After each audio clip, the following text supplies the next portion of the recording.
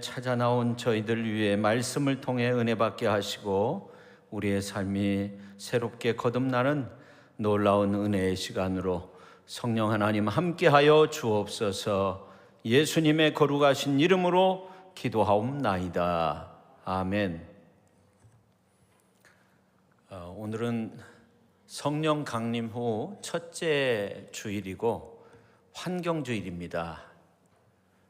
우리나라는 매년 6월 5일을 환경의 날로 정하여서 환경에 대한 의식을 고취시키고 여러 가지 행사를 하고 있습니다. 특별히 우리 교단은 6월 첫째 주일을 환경주일로 지키고 있습니다. 우리 교단 안에 생태 공동체 운동본부가 있습니다. 그래서 매년 환경 생태계 보존을 위한 캠페인, 기도회, 이러한 일들을 지속적으로 하고 있습니다.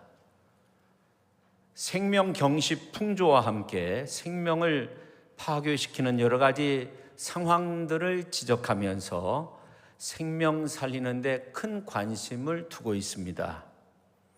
우리 교회도 오늘 새벽에 주변 청소를 했습니다.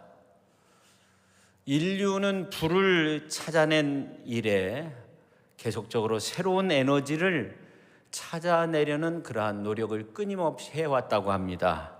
불, 태양열, 석탄, 석유, 전기, 가스, 그 다음에 원자력.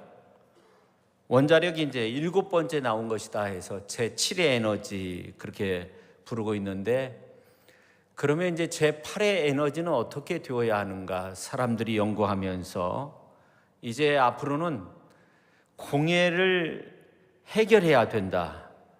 그런 어떤 대안으로서 수소 에너지를 개발하였죠. 이산화탄소를 없앨 수 있는 원료가 수소입니다. 그리고 물을 배출하죠. 얼마나 좋은 원료입니까? 현 정부에서는 수소에 대한 이야기를 전혀 하지 않고 인프라 부족으로 인해서 많은 어려움이 있습니다. 요즘은 국제 수지가 정말 악화되고 있죠. 그뿐만 아니라 전기, 가스, 석유, 요금 인상으로 인해서 서민들이 큰 어려움을 겪고 있습니다. 에너지 과소비로 인해서 환경이 파괴되고 있고, 이러한 때 우리가 이 환경주의를 지킨다는 것은 굉장히 큰 의미가 있습니다. 지구를 헬라어로 오이코스라고 하는데 집이라는 그러한 뜻을 가지고 있어요. 우리가 사는 곳이다, 그런 의미가 있죠. 우리가 사는 지구는 좁은 의미는 주택으로 말할 수 있어요. 넓은 의미는 생태계 전부를 의미합니다.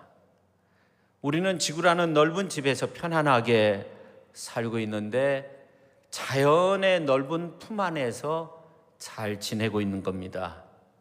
아무리 거대한 주택을 소유하고 있어도 자연으로부터 물, 공기, 햇빛 이러한 것들을 공급받지 못한다고 하면 살 수 없어요.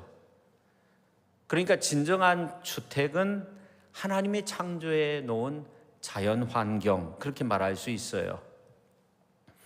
요즘은 다른 행성에서도 지구처럼 생명체가 살만한 생태계가 존재하는가, 이런 연구를 하고 있어요. 화성에 로켓을 발사해가지고 거기에 큐리오시티라는 참 엄청난 그런 로봇과 같은 것이 이렇게 그 조사를 하고 있잖아요. 과거에 생명체가 존재했었는가, 지금은 존재하고 있는가, 굉장한 관심을 두고 있죠. 그러나 이 지구처럼 살만한 곳은 아직도 찾지 못했어요. 그러므로 하나님이 밤하늘에 영롱한 별을 주신 것은 금방이라도 쏟아질 것 같은 수많은 별들을 헤아리면서 하나님의 은혜를 기억해야 한다는 거죠. 별처럼 아름다운 심성을 가지고 살라고 하나님께서 우리에게 별을 주신 것 같아요. 하늘의 별과 같이 변함없이 빛을 발하고 의롭고 진실하고도 공평하게 살도록 하기 위해서입니다. 저는 하나님이 아브라함을 부르신 이유가 바로 여기에 있다고 생각해요. 하나님이 아브라함을 부르실 때 이미 복이 되게 하셨어요. 내가 너를 창대케 하리라 그렇게 말씀하셨어요. 창세기 12장 1절에 3절에 있는 말씀 우리가 같이 한번 읽어볼까요? 여호와께서 아브라함에게 이르시되 너는 너의 고향과 친척과 아버지의 집을 떠나 내가 내게 보여줄 땅으로 가라. 내가 너로 큰 민족을 이루고 내게 복을 주어 내 이름을 창대하게 하리니 너는 복이 될지라. 너를 축복하는 자에게는 내가 복을 내리고 너를 저주하는 자에게는 내가 저주하리니 땅의 모든 족속이 너로 말미암아 복을 얻을 것이라. 아멘. 그 후에 하나님이 아브라함에게 여러 번 나타나서 축복의 말씀을 계속적으로 주십니다. 그러니 아브라함은 하늘의 별을 수없이 바라보면서 하나님의 은혜를 구했을 거예요. 하나님의 은총을 바라며 살았을 겁니다.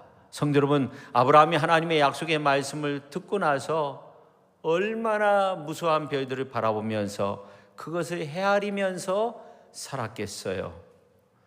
아마 아브라함과 사라가 그런 대화를 나누었을 거예요. 하나님이 우리에게 큰 은혜를 주실 테니 가만히 있어봐. 아니야 나는 이미 아이를 가질 수 없어. 아브라함이 하늘의 별을 봐 하면서 하나님의 은혜를 베푸실 거야. 결국 아브라함은 하나님의 축복의 사람이 됐어요. 히브리서 11장 12절에 보면 이러므로 죽은 자와 같은 한 사람으로 말미암아 하늘의 허다한 별과 또 해변의 무수한 모래와 같이 많은 후손이 생육하였느니라. 결국 아브라함은 하나님의 약속의 말씀과 같이 하나님의 축복을 받게 돼요. 물론 어떤 육신적인 그러한 축복도 있지만 영적인 그러한 축복도 누리게 되죠. 오늘 우리들도 아브라함처럼 하나님이 만드신 자연 만물을 바라보면서 아브라함과 같은 그런 은혜를 누려야 됩니다. 그뿐만이 아니에요. 하나님이 맑은 물을 주셔서 목을 적시게 하셨어요. 하나님이 채소와 열매로 배를 채우게 하셨고 공중의 새, 땅의 짐승, 바다의 고기를 주셔서 그것을 먹고 힘을 내게 하셨어요. 깨끗한 공기를 주셔서 호흡하게 하셨고 오존층을 대기 속에 두셔서 우리의 피부 색깔이 적당하게 그렇게 살아갈 수 있도록 그렇게 하나님께서 아름답게 우리를 만드셨어요. 우리는 하나님의 은혜 속에서 사는 겁니다. 우리는 자연 만물을 바라보며 하나님의 은혜가 이렇게 크고 놀랍구나, 이것을 느끼면서 사는 거예요. 하나님의 은혜에 너무너무 감사하며 숨을 쉬어야 되고 언제나 하나님 앞에 감사하면서 사는 거예요. 하나님의 은혜가 아니면 우리는 한시도 살 수 없는 겁니다. 이것이 우리가 하늘의 별을 바라보고 감사해야 되고 땅에서 솟아나는 그 채소와 풀을 바라보면서 열매 맺는 과실나무를 바라보며 감사해야 되는 그러한 이유가 되는 거죠. 그러나 지금은 자연이 죽어가고 있습니다. 우리에게 풍요와 건강과 생명의 원천이 되었던 자연이 생명을 잃고 병들어가고 있어요. 자연이 병드니까 사람도 똑같이 병들어가고 있어요. 신음하고 있어요. 우리나라 5대강, 하한강, 낙동강, 영산강, 금강, 섬진강. 영산강은 그렇게 크지 않지만 하한강의 물줄기를 보면 엄청나요. 낙동강도 마찬가지예요. 그 시작점부터 보면 엄청나요. 금강도 마찬가지예요. 섬진강도 마찬가지예요. 국민의 젖줄과 같은 거예요. 근데 오염이 돼가지고 대부분의 가정에서 정수기를 달고 물을 먹어요. 환경부 장관이 나와가지고 수돗물 틀어놓고 마시면서 이렇게 먹어도 됩니다 해도 믿을 사람 아무도 없죠. 후쿠시마 수산물 먹으면서 괜찮다고 해도 먹을 사람 한 사람도 없어요. 그러나 에스겔서 47장 9절에 보니까 성소에서 흘러나온 물이 큰 강이 되어서 온 땅을 적시고 사막을 적시고 죽었던 땅, 동물, 식물, 바다 물고기가 다시금 살아난다고 그렇게 말씀하고 있어요. 참혹한 전쟁으로 물이 없어서 사막화된 그 땅이 생명의 물이 흘러감으로 말미암아 산다는 거예요. 우리가 이러한 말씀만 상상해 봐도 정말 기쁘지 않습니까? 신이 나지 않습니까? 그런데 이 시대의 물은 더 이상 생명의 물이 아니에요. 그 전에 삼복 더위가 되면 이제 냇가에서 목욕하기도 하고 그랬는데 요즘 그렇게 했다가는 피부병에 걸려요. 마실 공기는 어떻습니까? 오존층이 파괴돼서 무슨 비상이 걸리고 경고가 뜨고 막 그러잖아요. 하나님께서 지상의 생물들을 자외선으로 보호해 주시려고 거대한 보호막을 설치해 두셨는데 인간이 개발로 인하여서 화학물질이 막 배출되고 오존층이 파괴됐어요. 피부암이 생기고 백내장이 생기고 자외선으로 인해서 사람들이 신음신음 앓는 그런 현상들이 너무나도 많이 일어나고 있습니다. 성경에 보면 노아 시대 때 하늘의 심판이 임하게 되는 홍수 심판인데 이 홍수 심판 때 땅에서 샘들이 터지고 하늘의 창이 열렸다는 그런 말씀이 나와요. 하늘의 창이 열렸다는 것은 뭐냐면 이제 하늘에 저장해 두었던 궁창 위에 물이 쏟아져 내린 거예요. 그래서 노아 홍수 심판 이후에 나타난 현상을 보면 인간의 수명이 급속적으로 줄어들게 됩니다. 그런데 그 외에도 우리 인간은 죄와 공해로 찌드른 것들을 먹고 마시며 지내고 있어요. 그럼 세상이 왜 이렇게 되었는가? 우리 인간이 그렇게 만든 거죠.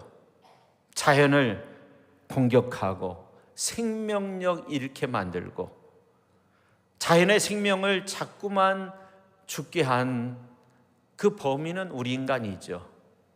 사실 자연은 정화 능력이 있다고 해요. 그래서 이 어느 정도 오염이 돼도 시간이 지나면 깨끗해진다는 겁니다. 대기도 부분적으로 공기가 나빴다가도 자정 능력을 통해서 막게 된다는 거죠.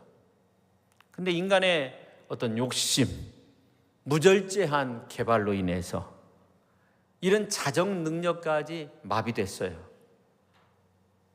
근데 놀라운 것은 이러한 잘못된 어떤 이기주의, 잘못된 모습들을 일부 기독교에서 부추겼다는 거예요. 과거 강대국들 가운데 기독교 나라가 많이 있었는데 이 강대국들이 약소국을 점령하고 그 다음에 자연을 마구 훼손했어요. 뭐 어떤 개발을 하고 금을 캐내기 위해서 나무를 베거나 엄청난 잘못된 일들을 많이 했어요. 지금도 많은 사람들은 창세기 1장 28절에 대해서 오해하고 있는데 창세기 1장 28절 말씀 보면 하나님이 그들에게 복을 주시며 하나님이 그들에게 이르시되 생육하고 번성하여 땅에 충만하라 땅을 정복하라 바다의 물고기와 하늘의 새와 땅에 움직이는 모든 생물을 다스리라 하시니라. 여기에 보면 정복하라, 다스리라 이러한 말씀들을 인간 중심적으로만 해석했어요. 인간이 마음대로 정복하고 다스리면 된다는 거예요. 근데 이 다스린다는 말, 마샬이라는 이 의미는 뭔가 지배한다는 그런 의미가 아니라 양을 푸른 초장으로 인도하듯 그런 선한 목자와 같이 자연을 보살펴야 된다. 보호해 주어야 한다는 그런 의미가 있다고 합니다. 정복한다는 말도 카바쉬라는 말인데 하나님 대신 모든 만물을 살피고 잘 섬겨야 된다는 그런 의미가 있다는 거예요. 그냥 정복하니까 무작정 학대하고 파괴하고 다 부수고 이런 것이 아니에요. 이렇게 하면 죄가 된다는 거죠.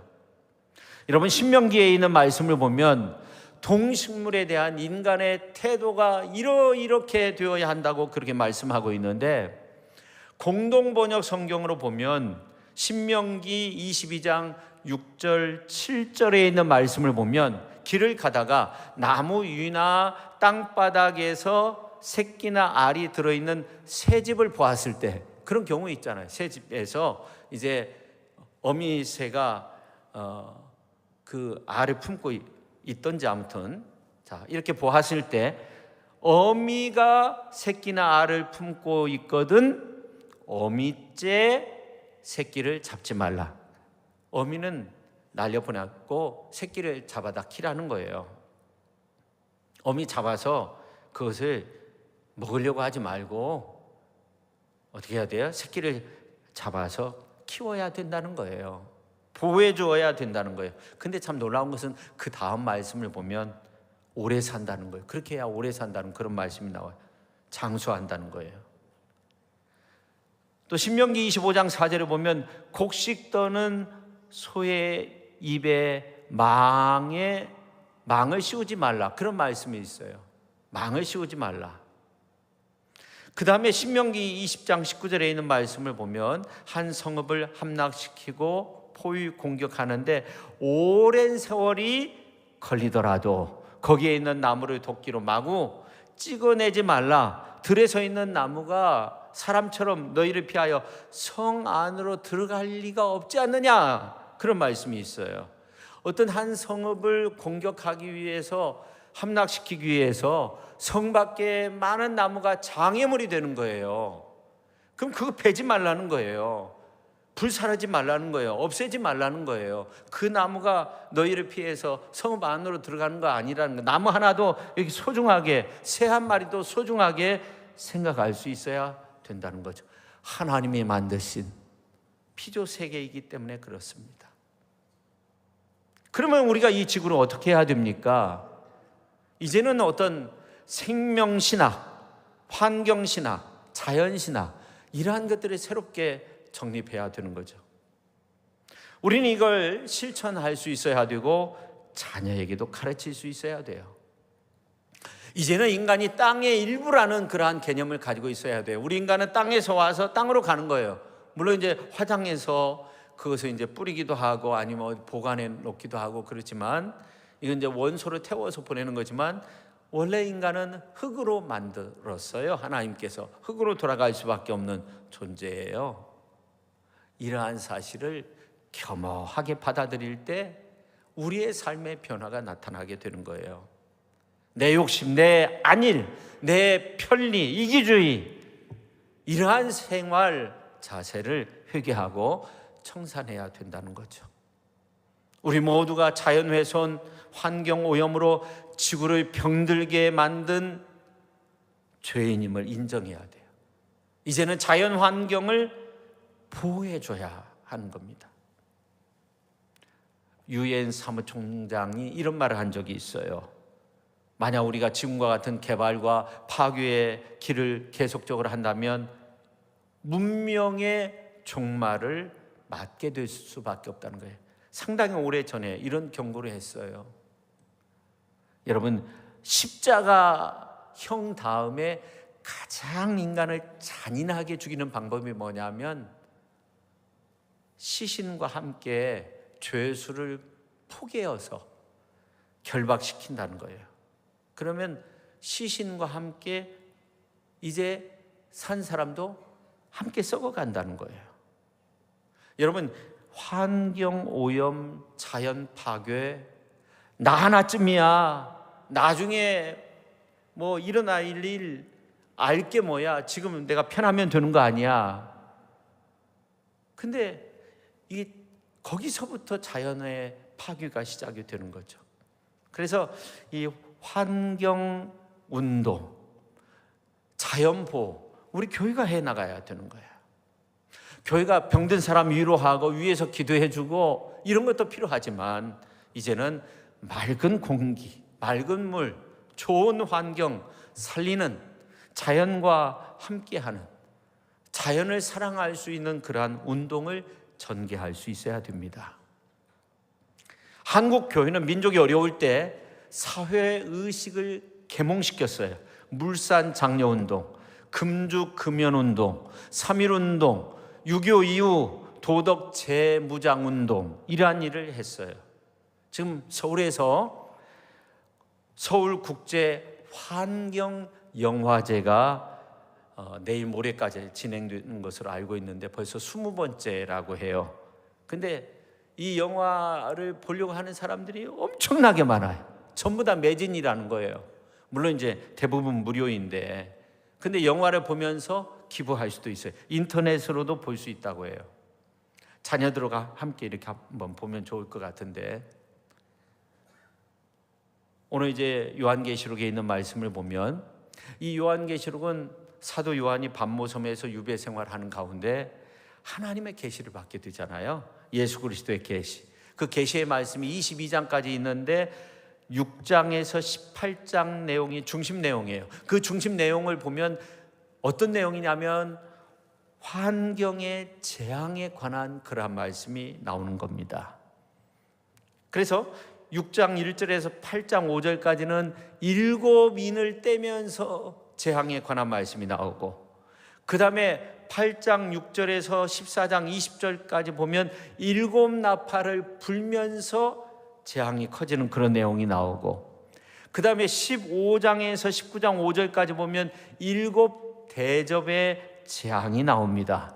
근데 재밌는 것은 7번째 인을 뗄 때 7사람이 아니라 이제 봉함된 그 인을 친 것을 뗄 때 7나팔이 불려지게 되고, 7번째 나팔을 불 때 7대접의 그러한 환상이 진행이 돼요. 결국 이게 하나로 연결이 되는 겁니다. 근데 예수님도 종말에 대한 그런 예언의 말씀을 하셨는데, 놀라운 것은 요한계시록에 나와 있는 이러한 예언의 말씀과 예수님의 하신 말씀이 서로 거의 동일하다는 거예요.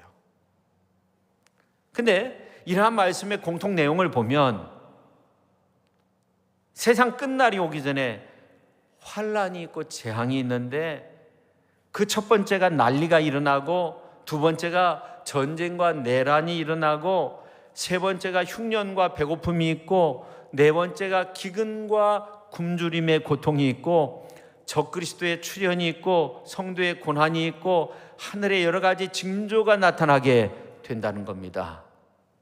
그런데 6장부터 시작된 7인 중에 마지막 7번째 인을 뗄 때 7나팔을 받게 되는데, 그 나팔의 첫 번째부터가 오늘 본문 말씀에 기록이 되어져 있어요. 그래서 천사가 첫 번째 나팔을 부니까 피 섞인 우박, 불이 나와서 땅에 쏟아짐에 땅의 3분의 1이 다 타버렸다는 거예요. 수목도 타버리고.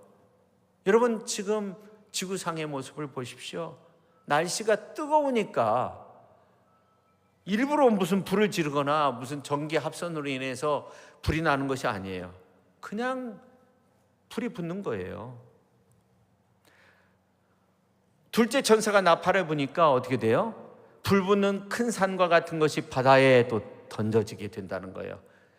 이제 그 환경 오염이 바다에까지 미쳐지게 돼서 바다의 3분의 1이 피가 되고, 그리고 바다 가운데 생명 가진 피조물의 3분의 1과 배들의 3분의 1이 깨어진다는 거예요.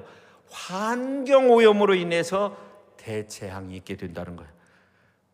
천사가 이제 세 번째 나팔을 보니까 어떻게 돼요? 횃불같이 타는 큰 별이 하늘에서 떨어지게 된다는 거예요. 그래서 강의 3분의 1, 물샘의 3분의 1 쑥이 된다는 거예요. 물을 먹을 수 없는 세상이 온다는 거예요. 여러분, 우리나라도 물 부족 국가예요. 얼마나 물이 많아요? 먹을 물이 없다는 거예요. 그뿐만이 아니에요. 천사가 네 번째 나팔을 불 때 해 3분의 1, 달 3분의 1, 별의 3분의 1이 타격을 받아서 어두워지게 된다는 겁니다. 그리고 이제 말씀을 보면, 또 내가 보고 들으니 공중에 날아가는 독수리가 큰 소리로 이르되 땅에 거하는 자들에게 화 화가 있으리로다. 여러분, 이러한 어떤 재앙의 모습, 이런 재앙은 어떻게 보면 이 환경 공해로 인해서 자연의 문제가 생기고 그것이 또 다른 우리 인간에게 그 문제가 이어지게 되는 그런 경고의 말씀이 아닙니까? 우리가 말세 지말에 우리는 어떻게 살아야 되는 겁니까? 하나님이 주신 이 생명체 보고인 자연과 더불어 사는 인간이 되어야 한다는 거예요. 성도 여러분, 미래학자로 불리는 피터 드래커는 나는 예측하지 않는다. 내일 무슨 일이 일어날는지 알 수 없다. 내일 무슨 일이 일어날지 아무도 알 수 없다는 거예요. 다시 말해서 이건 무슨 말이냐면 거시적인 안목이 필요하다는 거예요. 거시적인 미래관이 필요하다는 거예요. 성도는 적어도 역사의 종말이 온다는 사실과 그 종말의 때 환경의 급격한 변화가 온다는 거, 자연의 질서가 무너진다는 거, 질서로 인해서 정말 파괴의 현상이 나타나게 되는데, 이거는 믿는 자에게만 있는 것이 아니라 믿지 않는 자에게도 이러한 현상들이 올 수 있다는 거예요. 오늘 우리에게도 분명 이러한 현상이 일어나게 된다는 거예요. 모든 사람들에게 이러한 재앙이 미치게 된다는 거예요. 우리는 경각심을 가져야 됩니다. 하나님이 우리에게 선물로 준 이 자연 잘 보존할 수 있어야 하는 겁니다. 같이 한번 합시다. 자연을 사랑합시다. 생명 살리는 일을 합시다. 그래서 오늘 이 예배에 참여한 모든 분들이 영적인 부분도 살아야 되고 육체적인 부분도 살려야 되고 환경도 살려야 되고 살림의 일꾼이 되어야 합니다. 언젠가부터 봄, 가을이 없어졌잖아요. 이 꽃 피는 시기를 맞춘다는 게 너무나도 어려운 거예요. 그래서 예를 들어서 무슨 이제 그 남해안에서 벚꽃 축제를 한다. 날짜를 정했는데 그 날짜가 안 맞아요. 무슨 뭐 장미꽃 축제를 한다. 날짜가 맞지 않아요. 이런 시대 속에서 우리가 살고 있어요. 여러분, 우리나라는 삼천리 반도 금수강산이에요. 에덴 동산과도 같아요. 여러분, 에덴 동산은 아주 특별한 곳이었습니다. 4대 강이 있었어요. 우리 남한에는 5대 강이 있는데 에덴 동산에는 4대 강이 있었어요. 그리고 정금, 진주, 호마노, 보석과 같은 이러한 것들이 가득했어요.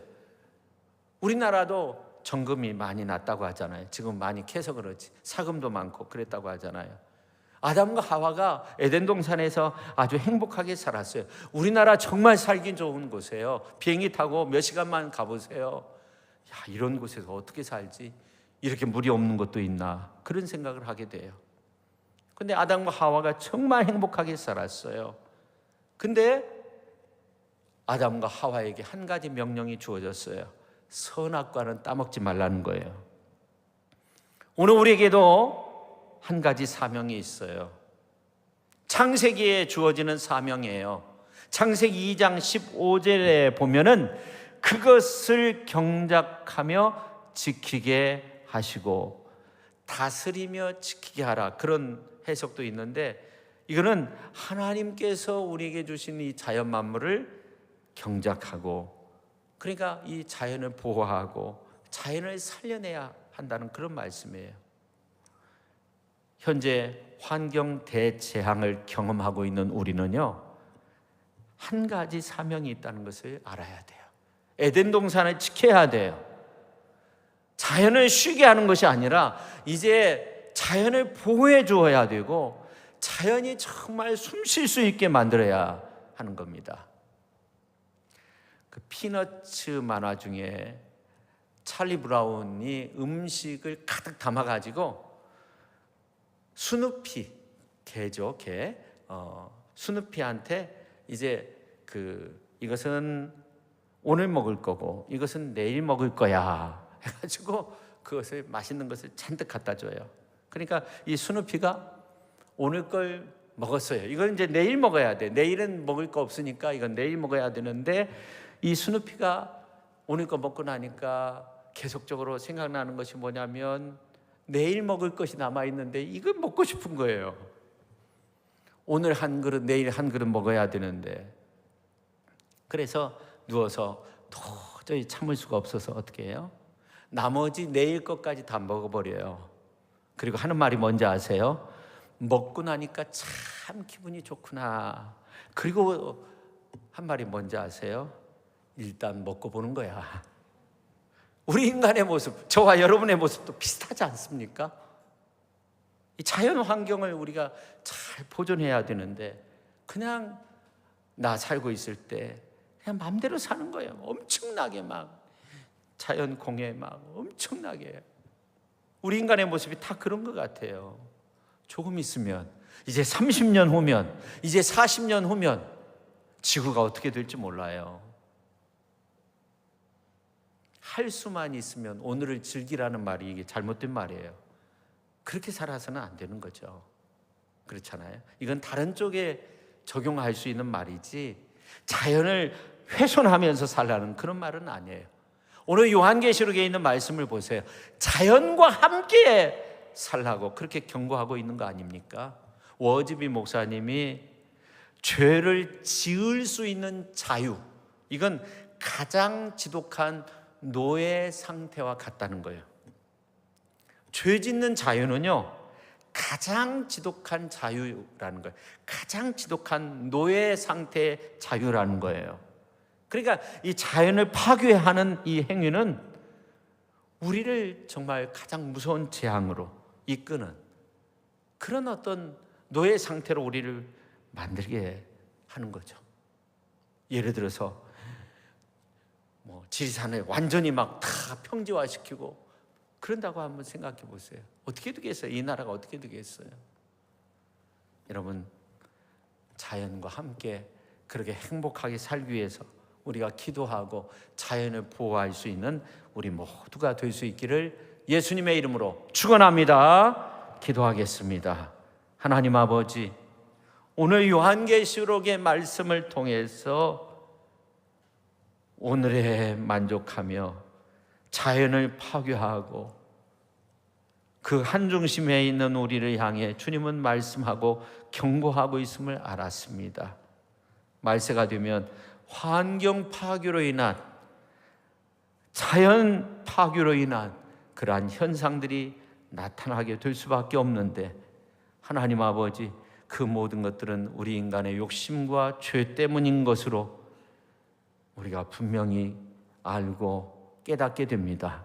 하나님 아버지, 우리의 모든 죄를 용서하여 주시고, 아버지 하나님, 이제는 30년, 40년 후를 내다보기 어려운 그러한 자연 환경 속에 있습니다.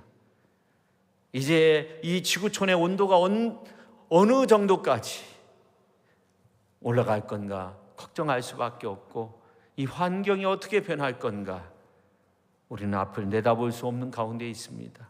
하나님, 이러한 가운데 우리가 정말 자연을 훼손하지 않고 자연을 사랑하며 자연과 함께 그렇게 아름다운 믿음의 삶을 살아갈 수 있는 위대한 하나님의 사람들이 다 되게 하여 주옵소서. 예수님의 이름으로 기도하옵나이다.